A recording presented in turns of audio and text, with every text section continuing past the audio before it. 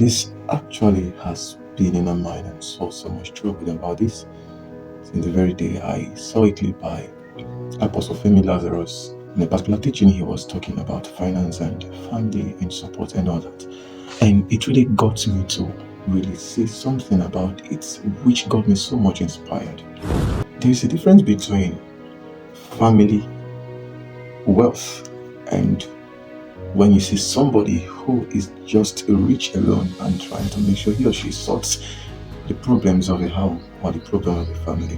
That's why we will always like to go after being financially stable as a family rather than just being on one particular person who can just come and solve the problem of a home, which definitely cannot be possible. That's the reason and the essence. God himself had to make sure he has already designed every family to be wealthy, but it has to be our choice in life. And what are the reasons most of us get stuck on the way? Most of us doesn't even inherit, most of us doesn't even possess all of these things God has designed for us. Remember, it is He who has given us the power to make wealth. Originally speaking, God has designed everyone for us to be wealthy, but it has to be with your choice as a family if you can be able to build yourself in that very system.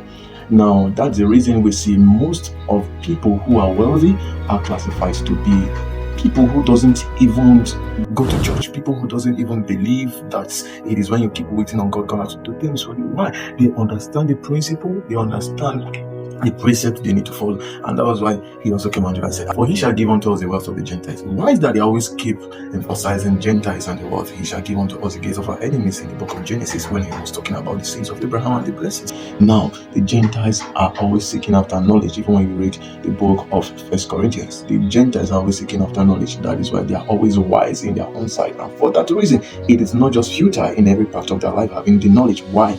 They are always having results of what they apply their knowledge with. Now, at this very point, we have to understand that as a family, fighting to be wealthy is not a cause. Fighting to be wealthy, it's not a sin. Fighting to be wealthy is not something you have to take your gaze off. It is a necessity which will help fight poverty, which will help fight all these issues of one person bearing the burden of a home. And how does this come about? First thing you have to do, understand how a family can build a financial structure, how a family can financially be built. First thing is their mindset. If a family is not having one mindset, I tell you something, this one is having a mindset, I just have to go to the street, cruise my life, have one or two family, build a house, and I'm done with that. I tell you, such a family cannot make it. You have somebody who feels like, oh, until somebody gives to me, I cannot be able to work on myself. Until somebody gives to me, I cannot be able to get this thing. I can't, and I don't want to fail for people to be mocking at me. Oh my God, that kind of mindset cannot really atone to what family will have to build. Why? There is need for one firm reasoning. That is why when there is need for building a foundation, when there's need for building a foundation, you have to make sure that when you are building the foundation, every level has to be the same. That's why they are using this spirit level to make sure that as they are measuring, everything looks equal and the same. No matter how curvy or somehow the ground may look, but there is need to be one level. That's how our mind should be. That's the first step. Building a family that will understand one mind. That's one of the steps to having to get yourself into family wealth. Secondly, how to grow family financially.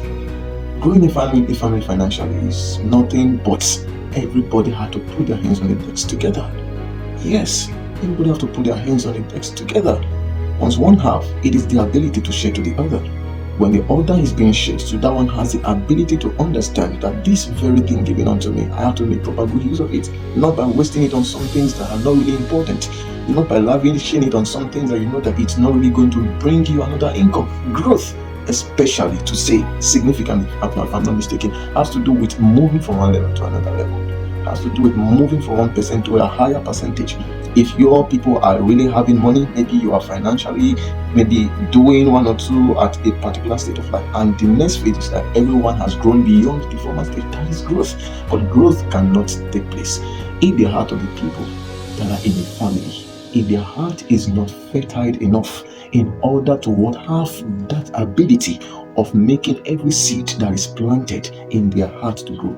Just as a soil is. If a soil is not well fertile, no matter what you plant, even if the seed is doing well in another place, when you plant same seed in that soil, because it lacks nutrient and fertility, high possibility of the inability for the seed to grow. That's how our hearts are. That's why if somebody is giving you money and you know that you cannot really manage your money very well, there is no way you can grow. If you really need to make sure you grow, your heart first must accept, must absorb the ability and the consent of growth. That's the only way. You see people doing anyhow, living anyhow, you don't want to live anyhow, I want to do anyhow. It can't happen like that. Another thing again has to do with family maintaining the financial balances. How can a family maintain a financial balance? Every one of us as a family, we all have to educate ourselves. We all have to discipline ourselves. We all have to understand one thing, that we are not just building for our name and just our present existence right now. We are building for the generation 1, generation 2, generation 3, generation 4 to come. All of these things are the reasons when this has been established, you can now be filed in and being engraved as a name, being called what? A family that is wealthy. Not just one person being rich and they're calling it a wealthy family, or just one man has made money really because of what? That just no. When everybody is balanced, when everybody is not lacking, when everyone is able to afford, when everybody is able to provide, when everyone is able to make sure they impact everything that surrounds them. You get what I'm saying now? That's the ability to make sure that you maintain this very source of you having to be a family that is financially balanced. Without that, there is no need and there is no way you can attain that very level. It's very, very important. Another one. Many people say they are wealthy. Many people say they are wealthy. But do you really know what wealth means? Do you really know what wealth means? When you have been able to achieve some certain things at some certain level. When you have been able to accumulate some things at some certain levels. When you have been able to impact people with what you have at some certain levels. When everybody looks into your family and say, wow, all of these people are channels of blessings. All of these people, they are channels of development. All of these people, they are channels of growth to the society and to the community. Remember, these things cannot just be done within 1, 2, 3, 4, 5 years. It takes decades. Yes, 10 years, 15 years before you can arrive at this very point of life. Before you can arrive at this very state of life. It is God's intention. It is God's uttermost intention that we live at this very level of life. God never called us to the little. God never called us to the crumbs. God never called us to the chips. He called us to the very, very high table, which He has prepared everything for us. When people say, I'll just a little, I'll get my house, get a car, get my family satisfied, it's just a mindset. It is just a mindset.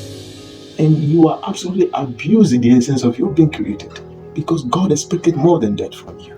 God expected more than that from you. Be inspired today. Be energized today.